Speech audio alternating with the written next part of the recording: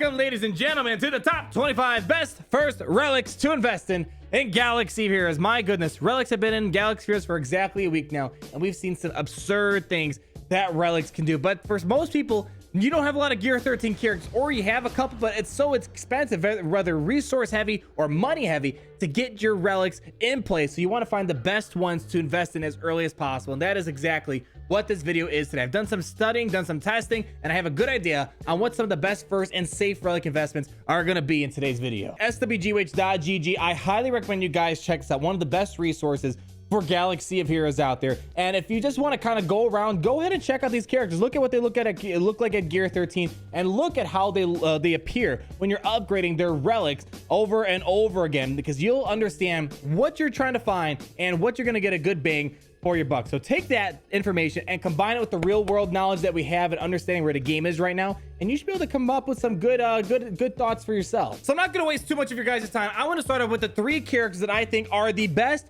first ones to upgrade, and it really revolves around where the current meta is right now, mainly being Darth Revan, Darth Malak, and all of their ferocity, and being able to exploit that ferocity. So I'm not going to talk too much in depth on these first few because we've done many videos on it. General Grievous, obvious #1 choice. I think this is the best upgrade you could do right now. He is so versatile. He is arguably the best character after Darth Malak in the game right now. Oh man, brings so much joy to my heart. He's one of the best counters to Darth Revan, Darth Malak, because of his increases in health, which amplifies through the health is going to keep stacking every time he's taking a turn, and the mods are going to amplify his health even more, and his damage is based on his max health. He is a no-brainer. Yes, they didn't get the most health gains compared to other characters, but the fact that it scales, hypothetically, it's going to be a huge health gain. Increase in critical chance, so important for him to keep landing critical hits. He is a critical damage monster, and it overcomes the Basilisk Shan Fallen corrupted battle meditation. Just right now in the game, General Grievous makes so much sense. Secondly, we talked about this already before, Jedi Knight Anakin. He's basically the light side version of General Grievous to a good extent, and there are several layers to it, mainly because of the fact that the game is still so Darth Revan focused and so heavy. The ferocity can get severely exploited through characters like Anakin Skywalker and General Grievous. Plus, light side territory battles is around the corner, and like General Grievous being very useful in dark side territory battles, the Anakin's going to be so important for light side territory battles, and he just puts out massive amounts of damage. If you load him up with offense like I did, I literally have offense and critical damage everywhere on this character. He's going to get extra offense through his unique ability right here, and then we just see his stats are just through the roof for this character. And even other things, his health increase, again, they're just average for the most part. When you think of the Padme Amidala leadership, which is one of his best lineups he's in, it's going to get even better than before. He is an obvious choice, and plus the ship. I know ships is probably the worst part in the game right now, but when I'm trying to recommend stuff, I'm trying to recommend characters that are used for so many different things, and Anakin has one of the best ships in the game, and with the Negotiator starting to be unlocked by more and more people, maxing out Anakin's relic is probably not a bad thing, because he could do like over 100,000 damage. And the third character that I want to open up with that I think is an obvious third choice, again, most of my opinion right now has to revolve around what is going to get you the best bang for your buck to take on the meta in Grand Arena as well as Arena. And that third choice is going to be Sith Marauder. If you notice, I gave you guys 3 things. I gave you the droid counter, I gave you the Galactic Republic counter, and I'm giving you now the Sith Empire counter. The best way for Sith Empire to take out another Sith Empire team in those mirror matches is going to be Sith Marauder. His victory through power does absurd amounts of damage, and again, it exploits ferocity just like how Anakin Skywalker and General Grievous does. He's gonna get plus 2% offense for each debuff on all characters, and when you consider that ferocity lowers the defense on the enemy, it opens up the opportunity for Sith Marauder to do massive amounts of damage. And of course, he has a ship as well, not really a top tier ship in the game, but there are several layers to it. And of course, Dark Side Geonosis territory battle is going to be kind of important for your Sith teams to clear some waves. So those are going to be the 3 obvious choices for me to recommend out the gate, depending on what your roster looks like. If you have a good droid or separatist team, go after General Grievous. If you have a good Galactic Republic team, whether it's Shak Ti and clones or Padme Amidala,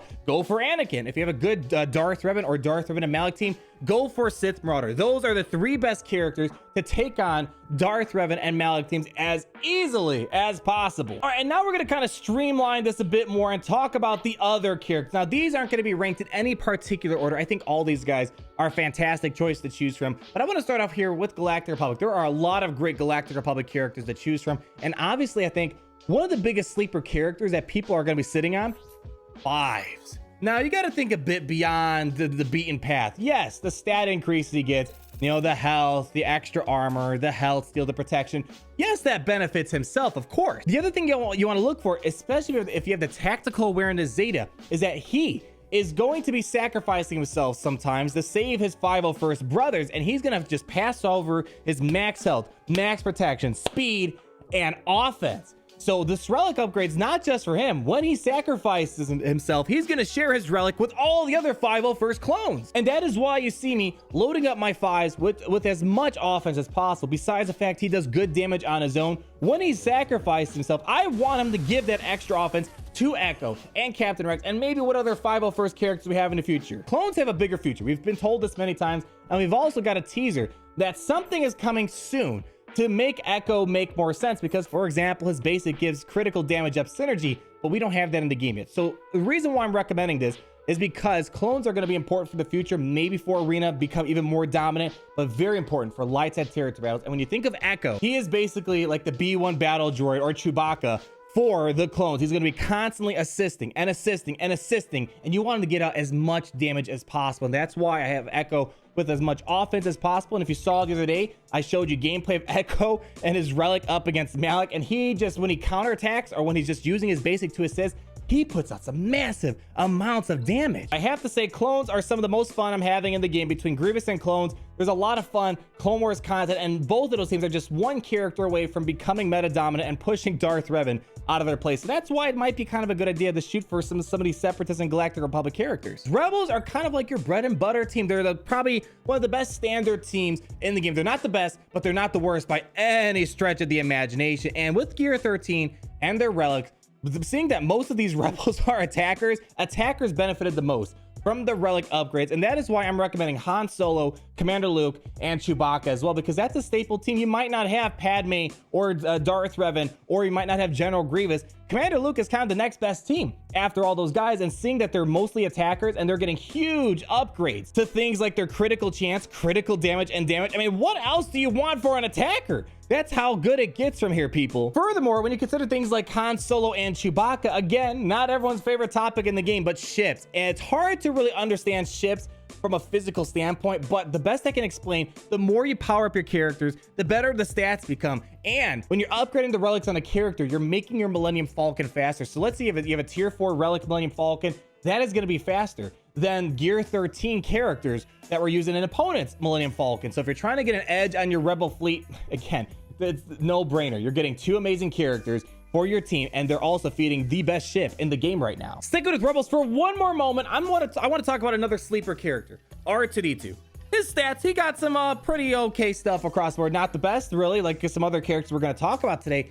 But again, think outside the box. He is kind of like Fives, where he's not just benefiting himself, he benefits the whole entire team. So R2D2 mainly is going to get increases for his accuracy, critical avoidance, and damage. And of course, he's going to get some health upgrades as well through his relic. But think a bit beyond that, people. Number crunch, especially if you have the Zeta on him, it's no brainer. He's going to be feeding so much of this extra stats he has. He's going to be sharing his relic basically with all these light side characters or droids on his team. And especially when you consider mods amplifying the relic, he's got so much to give for the team. He's going to be sharing his max protection, his offense, his max health, and potency. Potency is not being changed too much with the relic upgrades, but just thinking he's going to be sharing his health and offense, that is huge. So you're going to be feeding extra offense to these already offensive high characters like Commander Luke Skywalker and Han Solo, so they can get even more damage out there. Yoda, he didn't get a good Gear 13 upgrade. Gear 13 didn't benefit him the most. He actually got one of the worst Gear 13 upgrades, but his relic is okay. Mainly the damage output. Consider this. He's going to be attacking again and again and again. He can attack like 3 times in a row, and he does pretty great damage, especially when you consider Unstoppable Force, huge amounts of damage. And he's used for Jedi Knight Revan, Galactic Republic, and some other things in between. A great catch-all character. And if you wanted to get the most out of him as possible, increasing his damage output, so when he's taking those 3 turns in a row, he's going to put a good chunk of damage on the enemy. Now, oddly enough, a character that really surprised me, Barriss Offee. She got the most health gains through her relic than any other character. I believe she ties with Ewok Elder, if my recollection is correct. And what that means is that, first off, if you're using her under a Padme Amidala lead, which is probably preferable, it's like the second best Padme team out there if you don't have C-3PO, the bigger her health pool is going to be. Padme Amidala is going to amplify that more, and health mods are going to amplify that even more. And especially if you have the Swift Recovery Zeta, which I've never gotten around to. I kick myself every day for not having the Zeta. If she's alive a lot longer because of her massive health pool, that means you're going to have, the enemy's going to have a harder time getting past her because Swift Recovery is going to stay around